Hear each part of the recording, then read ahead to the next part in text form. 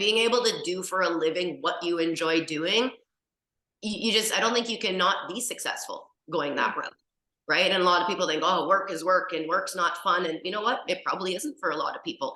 But if you're not willing to take those risks and take those challenges and step out of your comfort zone and go for something that other people are maybe saying like, oh yeah, like you're going to make your career out of that, or you're never going to make a career out of that. You're never,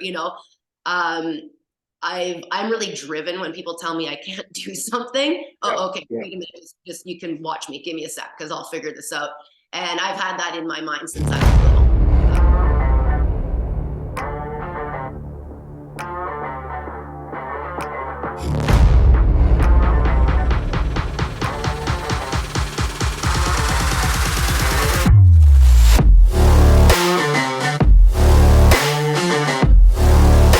All right, we're back for another episode of the Wellness Dojo podcast. I'm your host, Kyle Craik, and I'm really excited once again for another fun episode. Today, we have Holly Raczynski in the studio. Well, not in the studio, but in the Zoom call here. Welcome to the show, Holly.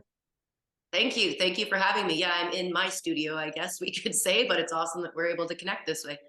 Yeah, this is so cool. You have something I've been really fascinated by for many years. We've known each other for many years, and you work in stunt work. You've a lifelong martial artist, and you've worked on really like some of the biggest sets, including like DC and Marvel, among other things.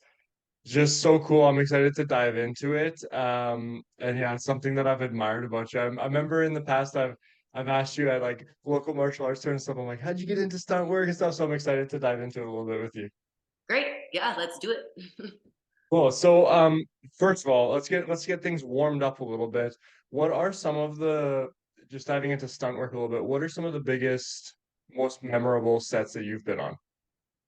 Oh boy, memorable sets. They're all so individual. I would have to say probably one of the most memorable would be X-Men: Dark Phoenix. It's for multiple reasons. Okay, one, it's one of the biggest movies that I have worked on. I got to double some big name actresses, Sophie Turner, Jennifer Lawrence, in that show. I also unfortunately had a very big injury, my biggest injury to date on that show, which why it kind of sticks out in my mind. Not that I want to highlight all of that, but that's a big part of it. But yeah, it was just a really big show, and it was out in Montreal, which was out of the norm. I normally work mainly in Vancouver or Calgary area, so that was a big deal for that, just getting to go out there for that movie. But each show on its own, and I get asked a lot of times, like, what's your favorite show that you worked on? And it's not necessarily, what I classify as like the best show that is out there as far as maybe from a viewer's perspective, but just from my perspective. I recently finished filming about a year ago, Batwoman. I worked on season 2 and season 3 of that. And I have to say that just with the stunt team and the people that I was working with on that was one of my favorite shows most recently to have been a part of. But then I have to attribute Van Helsing to a big part of my career as well, because I did 5 full seasons of that show. So that show became, you kind of become really close friends and almost family with some of the people that you're working on when you get to work in that atmosphere for, so many years on end. So it's really hard to pick and choose as far as that goes. And, there's been so many that, each one has its own highlights and lowlights and everything. Yes. Yeah. Yeah, I imagine the risk for injury is quite high on some of the stunts that you're performing as well. Yeah, it can be.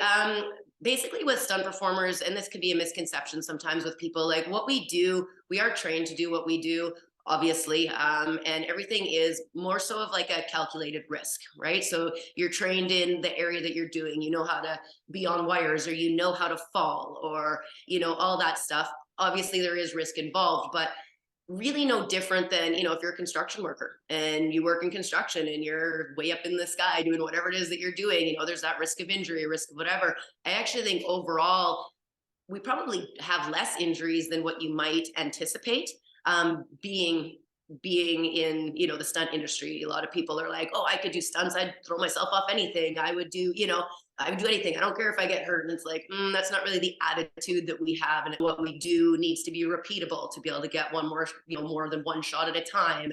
And, it's important to be able to do all that stuff, obviously, safely. So there is risk involved, but as is any job or any career.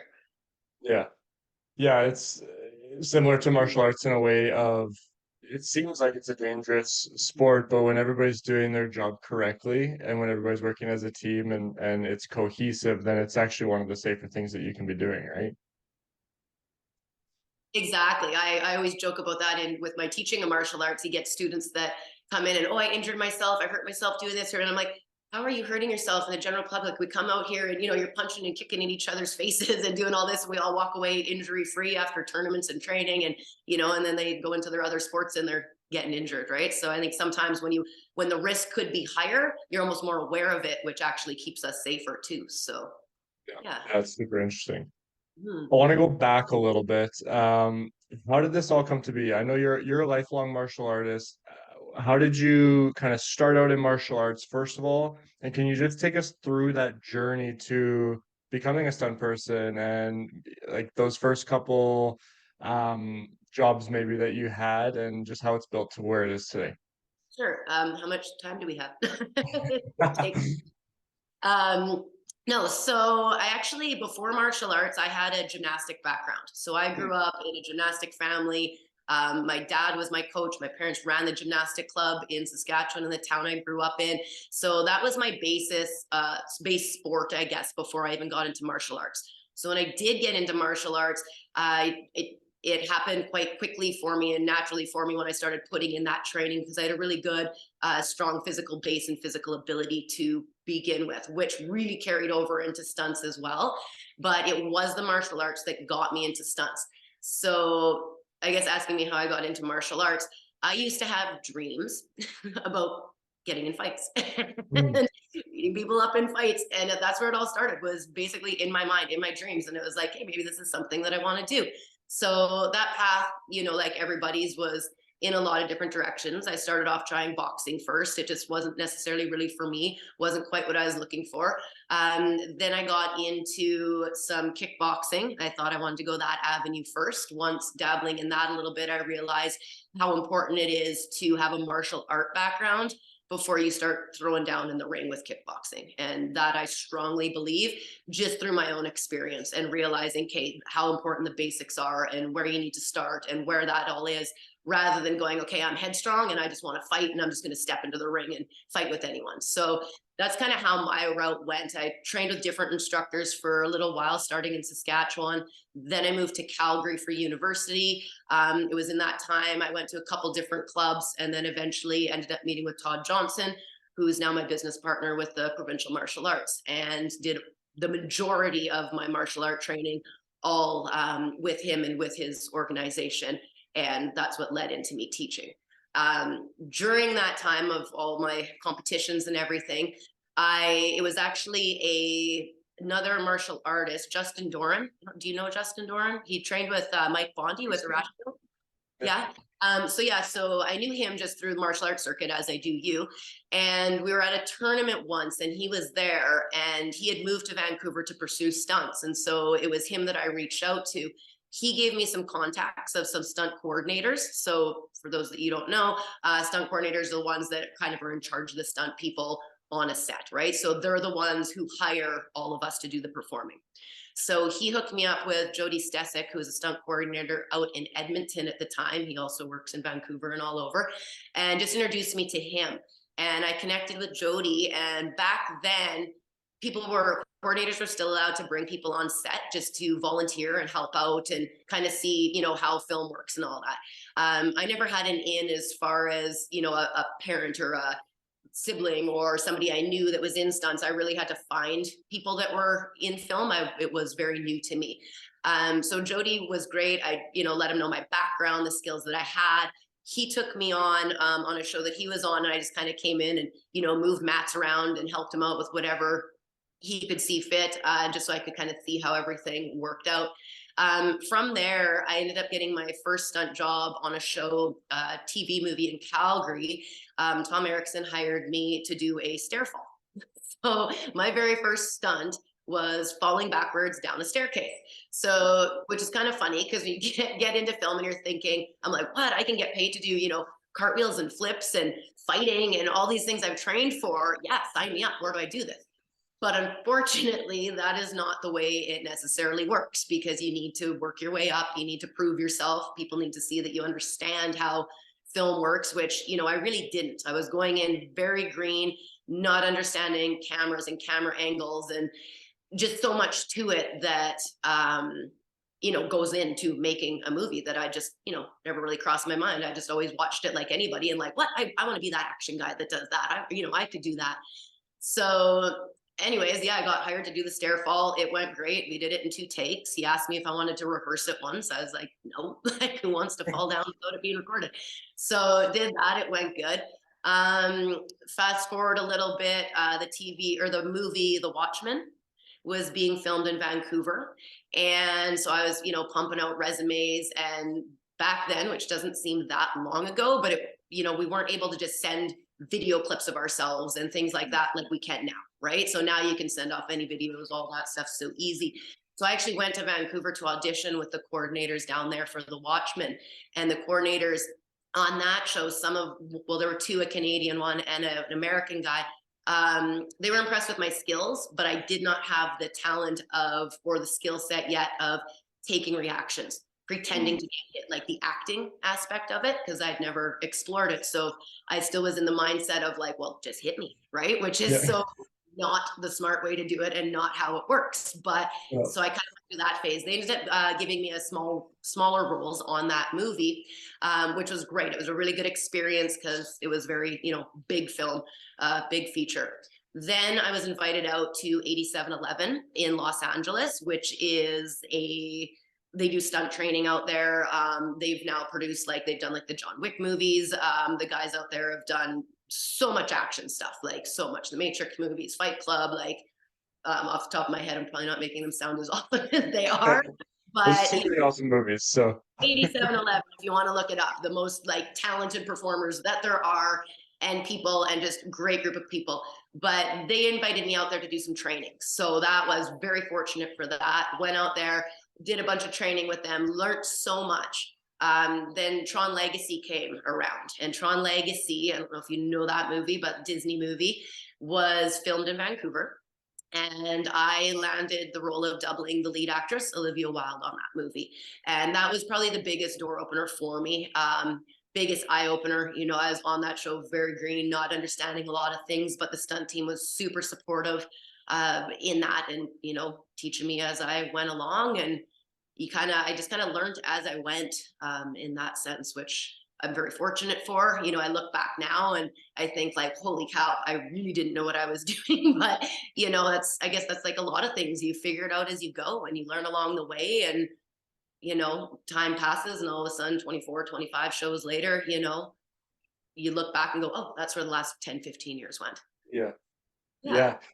It's so great. I love hearing stories of that, adjusting along the way, and it didn't look like what I thought it was gonna look like. I think it's so real and so authentic of the journey, whereas it's easy for people to sit back and even the biggest actors and actresses in Hollywood and go well, they probably had a connection, and that's just, but it's no, real people actually do, they have to work through this process. Yeah, some people get lucky. I'm curious, is it something that you always wanted to do, or was it something that you were just kind of I'm gonna dabble in this and see if I like it? I'm curious. Well, I wouldn't say something I always wanted to do. When I was younger, I always wanted to join the circus. Okay, so growing up Okay. as a gymnast, I was like, I want to be in the circus. And when I say circus, I don't mean just like a clown running around. That could be fun too, but more Cirque du Soleil.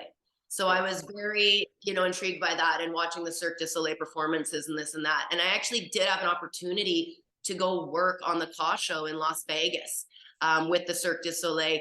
But after going down there, interviewing with them, it wasn't a performing position. It was more of a coaching position, more of a behind the scenes position, which turned me off. Wasn't so much what I wanted to do.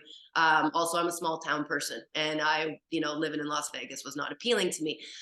So I kind of always had that in the back of my mind as far as wanting to perform and wanting to do something like that, not realizing that stunts was even an option. When I was young, I didn't even know that was a thing. I was late getting into the path to find the way. It's not like now where you can just Google stunt coordinators and a list of them come up and you can try to track them down or track them down through social media. it was a lot more challenging, like we were mailing out headshots, mailing out resumes, to these coordinators. By the time they get them, their show might even be done. They might even have something. Like, it was really challenging to track it down that way. Once I did break into the industry and got work, it was kind of, as a stunt person, you can work one day, you get hired on a show, that could be it. You might not work again. You might not fit the role. You might not make the connections you need to make. All of those things that need to line up for it to work for you just may not happen. So that's why I still teach martial arts. That's why I continued teaching martial arts through it all, and wanted to keep that as, a base and something that was stable, I guess would be the way to put it, and always keep that going. And luckily, I've been fortunate enough to maintain that through, with so many amazing people that have helped my program keep going and teaching when I'm gone and supporting me and all the other students that way. I've been able to maintain that while still doing stunts. When I look back now, yeah, I probably could have, moved to Vancouver and just pushed for it and really chased that career. But it was hard for me to believe in it, right? And like with jobs like that, you say it and so many people say it and they don't actually believe that. Are you really going to do it? Are you really going to make it? Being an actor, are you really going to be able to get that job? So many people want to do it. So many people want to do stunts. And I just kind of kept, pushing away at it, and the work just started coming and kept coming. And, you work hard enough at something and you want it, it will be there. So, and now things aren't as busy in the industry. It's not always on a personal level or what I'm doing, sometimes there's just not a lot of action films going on, or, there's just not a lot of 5'8" white girls needing to be doubled, because you got to fit that, you got to match those characters, you got to match, that kind of stuff to really be landing a lot of the work. Now I've trailed off and I kind of forget what. Oh, you're good. You're good. I love it. It's, I'm hearing a lot of like it sounds really cheesy and really cliche, but it's like following your passion, like being really intuitive about like, I wanted to be a performer. Like, it sounds like you're saying, I knew I wanted to be a performer and I just followed things that kind of felt right and fit that. Is that accurate? Yes, totally, totally. It's always been there, and it's just, I feel very fortunate, the fact that fortunate, but I wouldn't say that I was lucky, because when I look back, I've definitely put in the time in my training, in my learning, in, building the martial art program, the provincial martial arts that we have. And, I've been consistent with all of that. And I think that's, that is what got me to where I'm at. So yeah, like, like you were saying, if people have connections or this and that, I definitely didn't. Like, I grew up in a town, Tisdale, Saskatchewan, 3,000 people come, in that town, and with no connections. And so I do like to show that I do think I am a success story for that, for people in small communities that, don't have the amenities, don't have whatever that you might have in the city. You don't need that stuff. You don't necessarily need that. You can get there. I did it. So, and I got a university degree in the process. I got martial art clubs going in the process. I did, make it to a very high level in stunts, in the movies. And yeah, like, like you said, it sounds cheesy, chase your dreams and do what you can, or, go for it. But why not? What's the worst you can do? You get an opportunity, don't get an opportunity. It might turn to something else. I thought I wanted to join the circus. Nope, now I'm, doing stunt stuff. And in the end, I look back and it's like, ooh, glad that worked out how it did, Yeah. Yeah, and when you're tapping into your passion and just being intuitive about that process, then it almost doesn't necessarily matter as much where you land, as long as you land on something that feels right. I agree. Yeah. And being able to do for a living what you enjoy doing, I don't think you can not be successful going that route. Right. And a lot of people think, oh, work is work and work's not fun. And you know what? It probably isn't for a lot of people. But if you're not willing to take those risks and take those challenges and step out of your comfort zone and go for something that other people are maybe saying, like, oh yeah, like you're going to make your career out of that, or you're never going to make a career out of that. You're never, I'm really driven when people tell me I can't do something. Yeah, Oh, okay, yeah. wait a minute, just you can watch me. Give me a sec, because I'll figure this out. And I've had that in my mind since I was little. I can remember, even I did a bodybuilding competition when I was 17, and I remember this one kid at school be like laughing at me, and I can remember it so clearly. He probably has no memory of this to the day, but that person, from him being like, you'll never do that, you're not going to get up there and do that, drove me through my hardest times of wanting to give up for that specific thing, through dieting, through everything I was going through, was like, no, he said I can't do it, I'm going to show him. Well, at the end of the day, the guy probably doesn't even know if I even did it or didn't do it, and has no relevance to the whole situation. But to this day, I remember that, and I don't know. It's, yeah, prove people wrong is not a bad attitude sometimes, right? Yeah, I think there's a definite superpower in holding a chip on your shoulder if it's healthy, right? And it's funny that you say that because early in my fitness career, when I was starting my own business and starting to, try and be a little bit more noticed in my fitness career, I remember somebody telling me that, yeah, if you want to be noticed in the fitness industry, like you have to do like a bodybuilding competition, like you got to get on stage if you want to be noticed. And I was like, no, I don't think so. Like that just doesn't feel like me. I'm like, I'm gonna prove that you don't have to do that in order to be successful. So it's hilarious. Like we both had like this kind of similar experience, but went two different directions. Well, I mean the same direction in different ways. Yeah. Yeah, no, that's awesome. I love hearing that too, because yeah, you don't necessarily have to take the route other people took, Oh, or go the way other people do. You just got to find your path and what makes sense. Yeah, yeah. that's And has awesome. it gone how you expected it to go? Did it go how I expected it to go? Is that what you said? Yeah, like looking back, like from today, looking back over your journey, has it Oh. gone? I know we said like you thought maybe you'd go into circus and this type of, so there's different things, but even just like stunt work and even running a martial arts club, has it gone the way that you expected it to? Um, oh boy, you're making me reflect big time here today. This is actually I a coaching session, so I don't know. I would say that it went exactly how I had thought it would, because I mean, so much of it, you're just living in the moment and it's working at the time. So you're going with it. Now I sit back and I look and go, holy, it worked. Like this worked. And it's now I feel like I'm in a phase of, I built myself, chased my own goals, made these big achievements. Now you're sitting there going, okay, now what? And likely you're in the same position, right? With everything you've done with martial arts, and you've competed so much and you've achieved such high level that, now you're going, okay, what do I do with all of this? And now it's almost like there's a shift, right? So there's a shift in my purpose. There's a shift in what I'm doing that now I want to give back. And I'm so grateful that I did keep, the martial arts teaching and training going through my stunt career, because now I have even so much more to give, and teach. And whether or not people, no one's going to take the exact same path I did as the next person, but you take little pieces of that and, push forward with it. If it's just a matter of them going, well, look what she achieved, and realizing this can happen, I can reach my goals. They could be completely different goals, but just knowing that you can reach for something bigger. And so now, I guess, yeah, it kind of did go how we planned. You just never really know where it's going to go. I feel like I'm still in the middle of it all too. yeah. So, asking that, then it makes me think, oh my goodness, where do I want this to go further? And I'd like to just keep carrying on with it and, actually, yeah, pass on the skills that I have, and seeing other people achieve, and other people, whether it's kids going to tournaments and doing well, or whether they're going to school and doing well, or whatever they're doing, I'm just kind of channeling it through martial arts, because that's the platform now that I've created to be able to give back. Yeah. And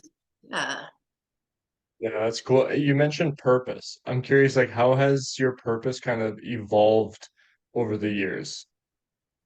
well, I think with purpose, like purpose is just finding a reason to do what you do, right? So Mhm. finding a reason, I guess, would be what it is. So, when I'm younger, my reason was, well, to find a job, to make money, to do what I enjoy doing, right? And so if with that in the back of my mind, maybe not back then realizing or questioning what is my purpose, I think that was my purpose. So at some point, it's your purpose is just survival and figuring out your own path for yourself.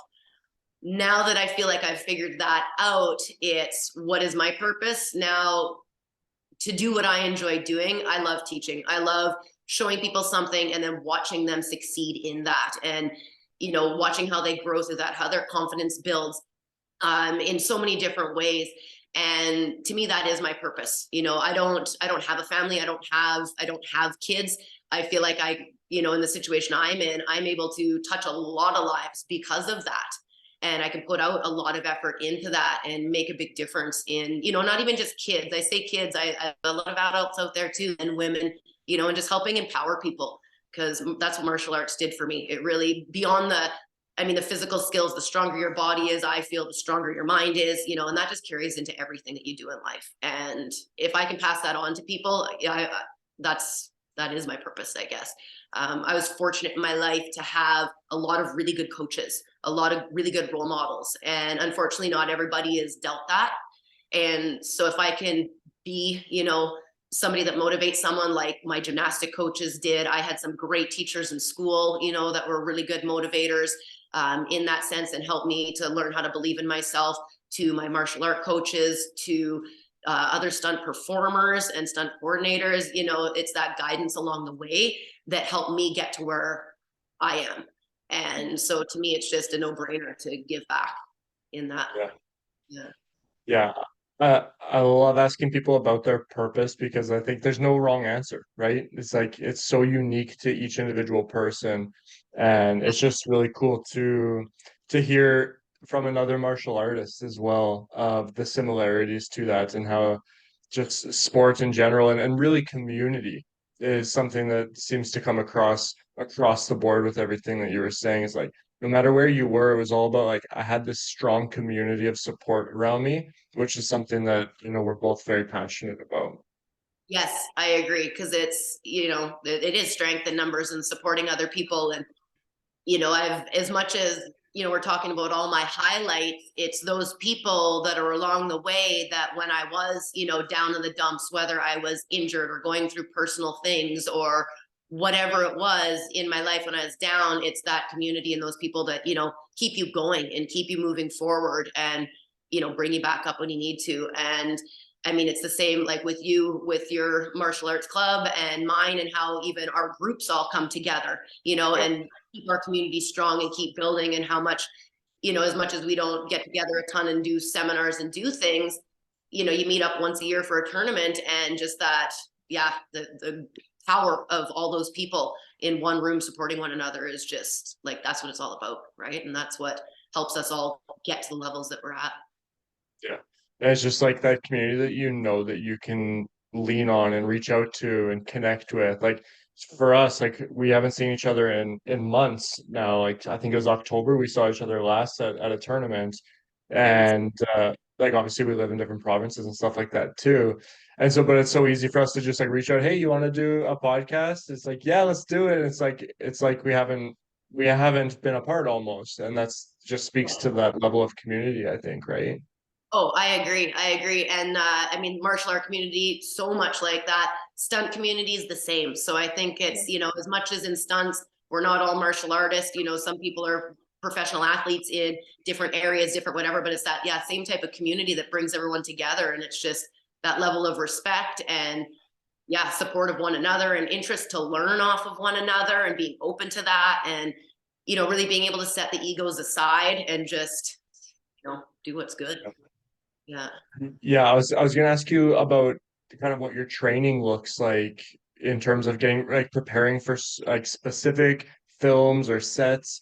Yeah. Um, but you just touched on something that's really intriguing as well, which is just that level of camaraderie and dropping the egos and like how important is it with preparation, with training? And we can talk about specifics as well. But first, I'm curious, how important is that level of just leveling down and kind of removing the masks and just being open with each other within a community to grow, to like everybody grows.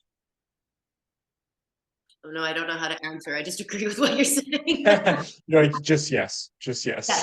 yes, next question. I love it. I love it. No, I think it is so important, right? It's just like I really hear it in what you're saying with like the stunt community, the martial arts community, the gymnastics community. It's like everywhere that you went, it was an opportunity to learn. And I just think it's so important for people who feel like they don't have that community or that they don't have that quote unquote like opportunity. It's like Mhm. it's there. You just need to plant yourself into it. Like Yeah, find those people, find those communities that do give you that opportunity to grow.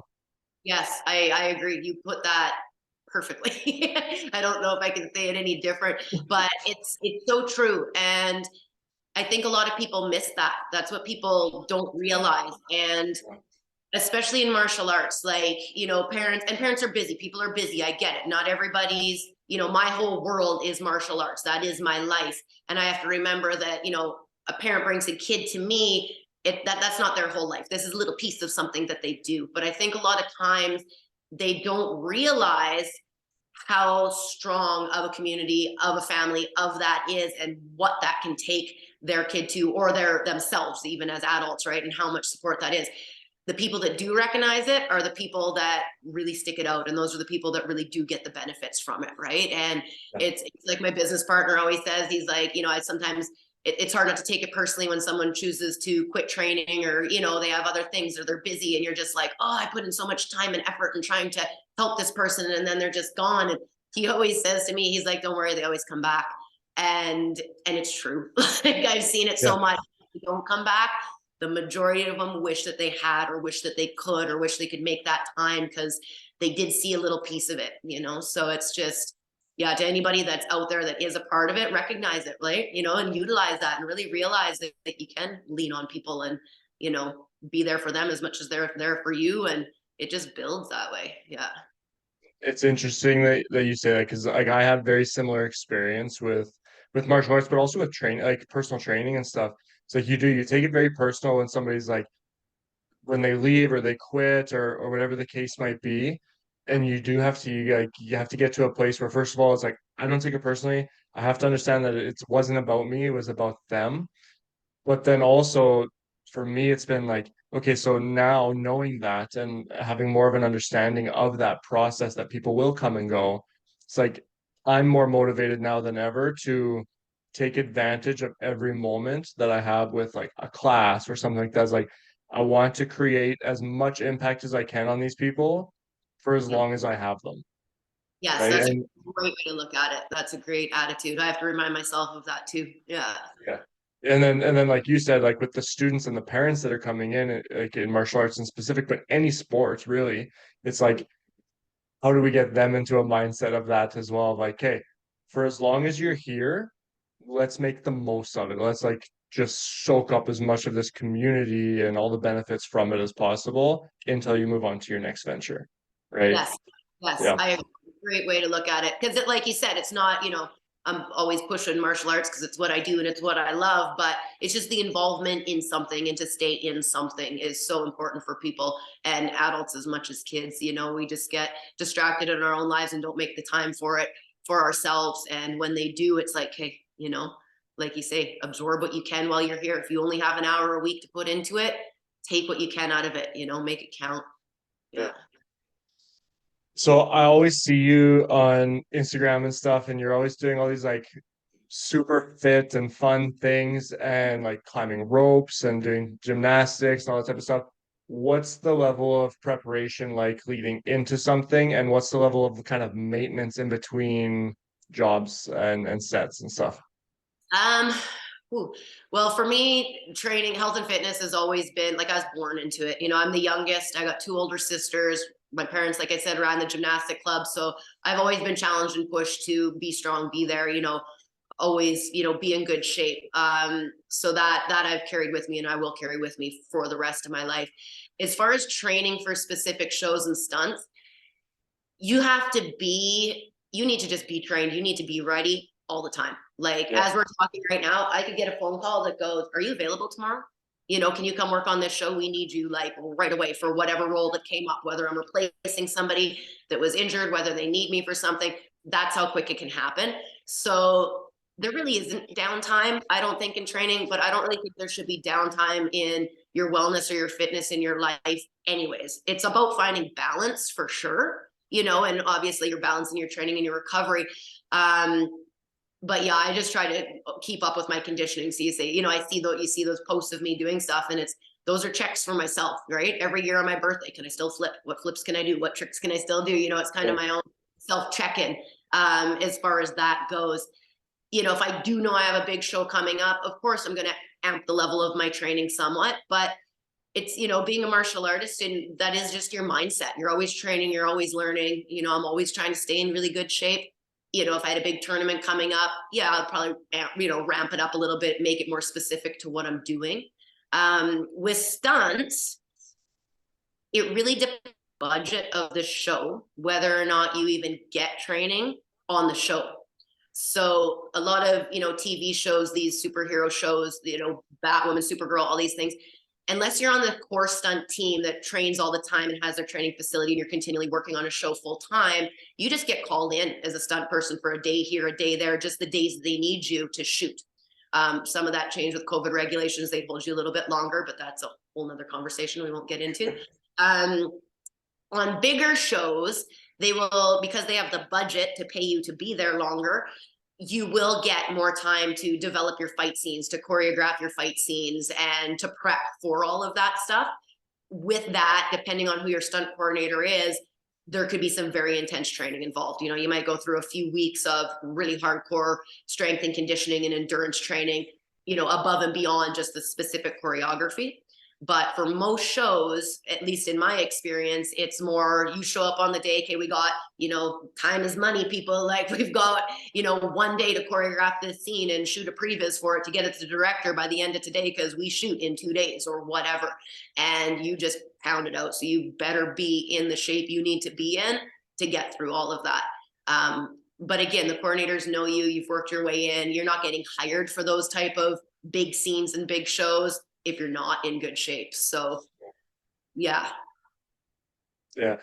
I'm curious too, in martial arts when we go in, like we compete and when you nailed it, when you didn't, regardless of the outcome of the trophy. I'm curious if you get that same feeling when you kind of watch back one of your scenes after the final product's been released. Is it like that same satisfying feeling of like, I nailed that. That looked so real. And like, I'm curious. It's the same, I think, adrenaline rush. I think that's why I like doing stunts. Instead of a medal at the end, you get a paycheck, which is great. That's a good medal. Yeah. That's motivation. But yes, definitely you do get that, that same feeling. Lots of times, unfortunately, you might get that feeling of like, yeah, we killed that. Like that felt great. Whatever scene you did, whatever gag you did. Yeah. And then you watch the edited version of it and you're like, ooh. Not to throw blame on people, but depending on how things are cut, how they're edited, you also have to take into consideration they need to insert the actress or actor space in there to make it look like they're the one performing the skills while you're maybe doing the big gag. So not always does the feeling match, I guess, from what you do on the day and how you feel about it to what's actually shown on screen. But that's just part of the business. That's the way it goes. That comes again down to time and money. And, there's so many people involved in just getting that one scene to work, right? Or for a movie to happen. Like the amount of people that are involved is insane. Like that, I guess that's the big eye opener going into film for something that people might not realize or know about it, right? Is there's so many aspects to it for that final product to come out looking how the original person who had an idea in their mind that was maybe the writer or whoever, producer of that show that was like, I want to make this. The steps that it goes through to get to that, the chance of it coming out, the same as what they originally thought in their minds. Whew, there's a lot of obstacles to go through to get to that, right? So, but yeah, definitely there's the adrenaline rush and high of like, yeah, I just did that, especially with big gags or, you're doing whatever wire gags or flying through the air or going into doing a car hit or doing, a really big stunt and coming out of it and being able to walk away from that and like, holy, I just made that look like a huge wreck and I'm fine, Yeah. So yeah, there's definitely that, the addiction of the adrenaline rush to that. Yeah. I've heard that with stunt people as well, that just that adrenaline rush is something as well of like, wow, I just like flew through the air even, or just anything like that. That adrenaline rush must be pretty cool. It is. And it's, in combination with the pressure that's put on of trying to perform, just like competing. Like you said, win or lose, who cares? You go out there, you just stepped out of your comfort zone, you're nervous, you're putting yourself on the spot, people are watching you, and you're like, screw it, this is what I'm going to do. And you just go for it. And you're like, yeah, I did it. Whether or not majority, especially in competition, I always tell people, you're the one stepping up there and doing it. Half the people that go into a match have to lose. That's just the numbers. It's not about that. It's about getting up there and doing it. You just are already up here compared to everyone that's sitting in the stands going, oh, I couldn't do that. Oh, I could never do that. It's like, no, actually you can. It's, the mental part of it. And I think that's a big part of it too, is the mental challenge and the focus and being able to make things happen right now. You know, like you might only get 2 takes. You might be running out of time. We only got 1 take for this. Don't screw it up, you know, and that kind of pressure. Like I thrive on that. I like the pressure of performing, and usually do well under it. So that's why stunts worked for me. But you know, that's years of gymnastics competitions and, you know, don't fall off the beam and, you know, don't get kicked in the face when you're fighting and, you know, all that stuff kind of leads to it. So experience Yeah. goes along. I think sometimes people think it's like I got the one big chance I got to take in life, and that's going to change it all. But you just hit on something that I think is so important is it's not one big chance. It's an accumulation of stepping outside my comfort zone, taking a chance on myself, and like it's a process that you have to learn how to do that. And I don't think it ever gets necessarily easy, right? But you get a little bit better at it and you get a little bit more confident with it. You do, definitely. Yeah. It's the consistency, right? With anything. Like, yeah, Yeah. you might get one lucky break. Somebody might, whatever. But if you want to actually consistently make progress, you know, yeah, you get up when you fall down and you keep going, you know, and then all of a sudden you know, I made a career out of falling down. Yeah. Yeah. Like That's it. literally. Yeah. So, yeah. And I love the parallels as well that you kind of drew there of what we talked about in life of I didn't really know exactly what it was going to look like, but I just kind of followed my intuition. And then in stunt work, the same kind of thing. You're like, I'm just doing what feels right in the moment and with like really very little control of how it's going to end up at the end. And Exactly. yeah, trusting the process a little bit, right? Yes. Oh yeah, I've had moments like I have a defining moment on Tron Legacy where I did a gag and we were just on a wire. And when I think now, it wasn't that big of a gag, but at that point in my life, it was big to me because I hadn't done a lot of wire stuff, right? Yeah. And I remember being up there, way, way, way up high in the rafters. And it was just, we are just coming down on a line and we are landing on a stage. And they, at the edge of the stage, we just hit the ground and crashed. And so that was just basically the day. But it was me with another person. And so there's the element of, okay, there's somebody else, like I need to fall this way, he needs to go that way, like, you know, all the calculated risks that we take. And again, to me now, looking at that stunt, it wasn't huge, but I'll never forget when I was up there, hanging up there with this guy, and they're about to count down like 3, 2, 1, action. And I just had this rush of like, all my life decisions led me to this moment. Like, this is where I am right now. Everything I've done in my life led me to this, and action. And, you know, it's done and it went great. And I was like, okay, that was awesome. Yeah. Just those little moments, right? Where it's true. You're like, everything I've decided to do, you know, even right now led me to this, you know, our paths have crossed and we've done so many different things, me and you in our lives, but you can still meet up and it's like, you know, it's interesting when you start looking back at Yeah. stuff. Yeah. Yeah, it's so cool. Yeah. Yeah. Okay, just a fun question for you here. I'm just curious, you mentioned one of them already, but what are some of the biggest surprises that people would have if, you know, the general public who's looking in on a movie set or a TV show, what are some of the things that would surprise them the most about the process or just anything really? I don't know about surprise them.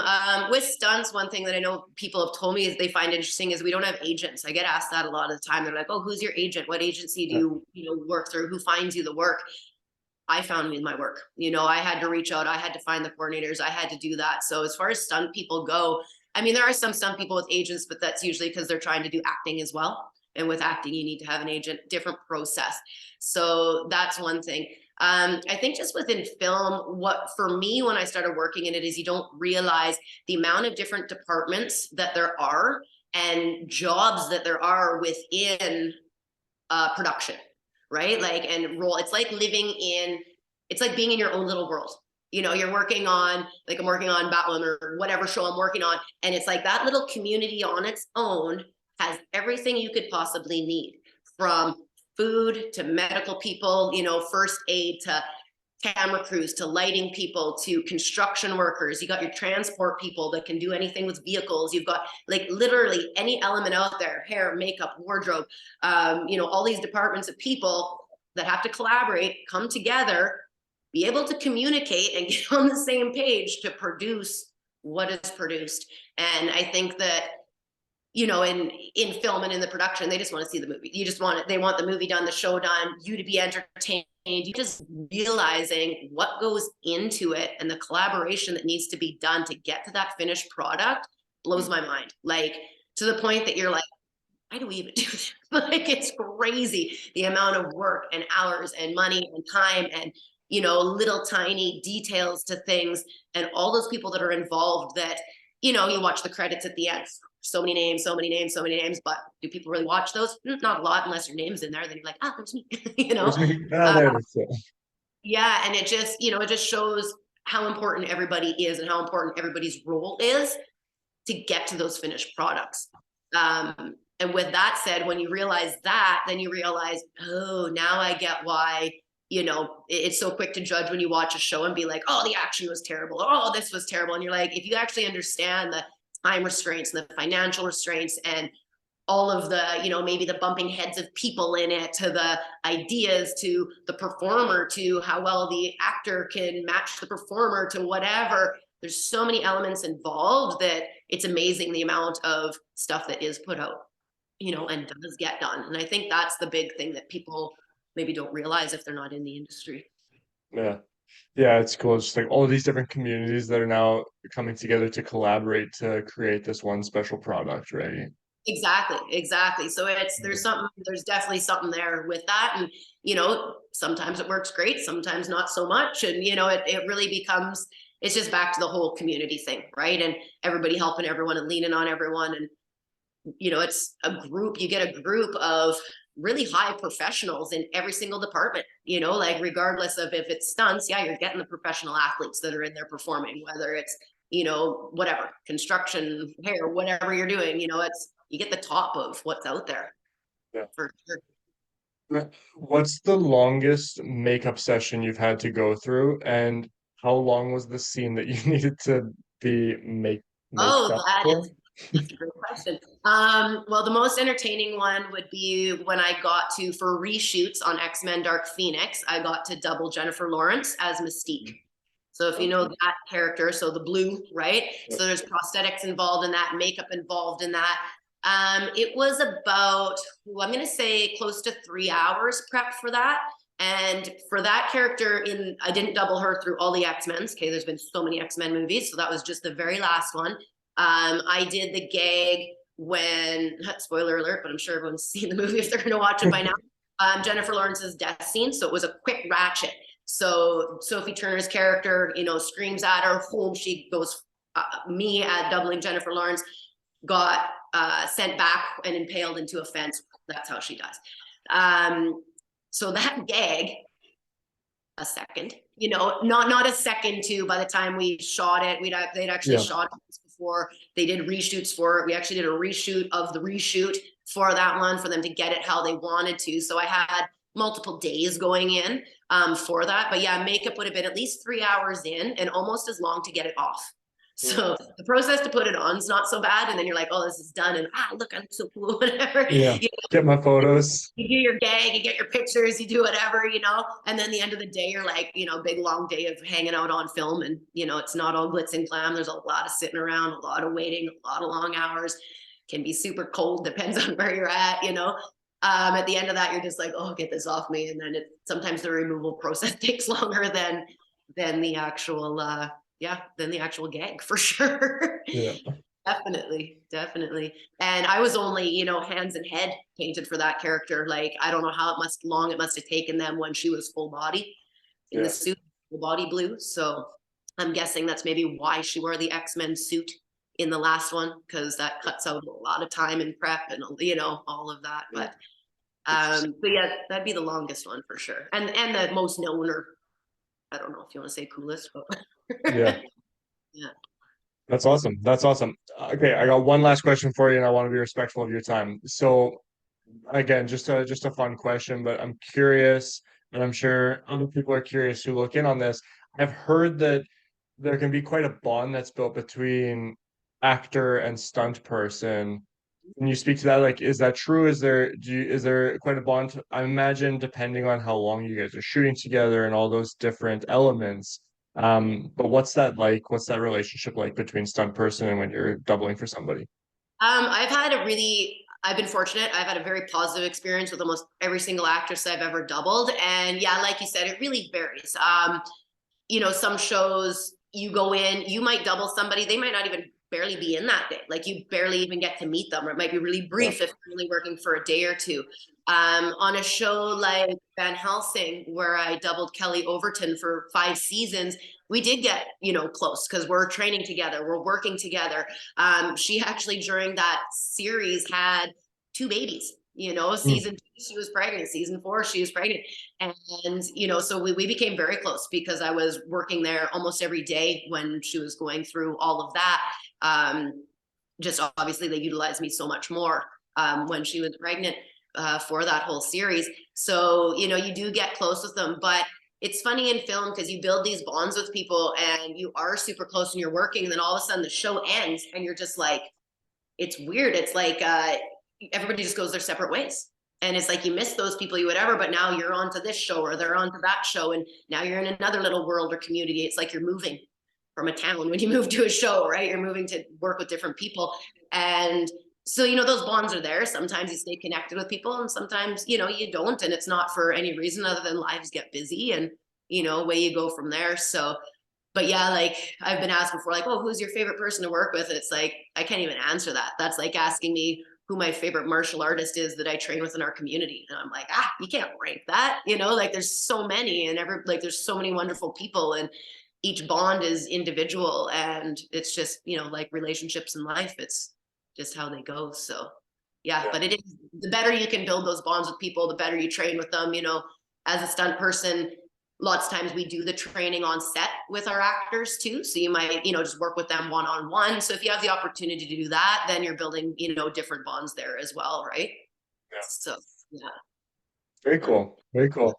Well, this has been really fun. I really appreciate you coming on and sharing some of your stories, some of your experiences. I think it's really inspiring for people to hear of like, that cliche of like follow your dreams. But I think the theme of today's conversation would be maybe like follow your intuition and follow that feeling and just kind of trust your process and where you're going and just enjoy it no matter where you end up. I agree. It's yeah, do what you love. If you can make a career to doing what you love, then work is never work per se, right? Yeah. Yeah. Yeah. Yeah. Do you have anything big coming up? TV, film wise, not so much. Martial art wise, I do. Our clubs are booming right now. Everything's busy. We've got, I'm hosting the Shuswap Open martial arts tournament May 27th out here in Salmon Arm. We draw a lot of competitors from Saskatchewan, Alberta, BC for that event. And, love to have you out for it. I'm still trying to get you out for that tournament. I know it's I I'm know trying, life I'm gets trying. busy. But yeah, so just all that stuff right now. So I'm just really pushing with that, and film things can pop up at any second, so it's just a matter of when or if that happens, and Yeah. the timing always has to work too. Like I've been offered shows where I've turned them down because I've already had commitments to run martial art events or do seminars or do things, and I'm a big believer in sticking with what you've committed to first, and so be it, and kind of making things work from there. So yeah, just Yeah. Well, congrats on where you're at, and I'm excited to keep seeing where it goes. awesome. Awesome. Yeah. Thanks for having me. I feel like we could do this again, or I could, yeah, I have a bunch of questions for you that are now I'm Yeah, like, next time questions you for more interview life. me, I love it. I love it. Well, next time you're in town, we'll do something in person. You can interview me on the podcast. That would be awesome. Maybe we should. Let me think Yeah, about yeah, that. that'll be fun. No, thanks again. I appreciate it. And thanks to everybody for listening and watching, and we'll see you in the next episode. Right on. Hey, thanks, Cal. Take care. Well, Wellness Ninjas, that was a cool episode. I really enjoyed hearing Holly's stories about following intuition and what felt right for her and where that led her in her life. And who knows, if you do the same thing, maybe you can end up on some of the biggest stages in the world, or whatever that might look like for you. Thank you for listening and watching. If you're watching on YouTube, please like, comment, share, and engage with this podcast. It really helps us. If you're listening to this podcast on Spotify, iTunes, or anywhere else that you listen to your podcasts, take a screenshot, share it with us on our social media, and tag us. We'd love to hear what you're getting from these episodes. You can follow us on Instagram at Wellness Dojo YYC, searching the Wellness Dojo or the Wellness Dojo podcast on all other platforms. Thank you for listening and watching. We'll see you in the next episode.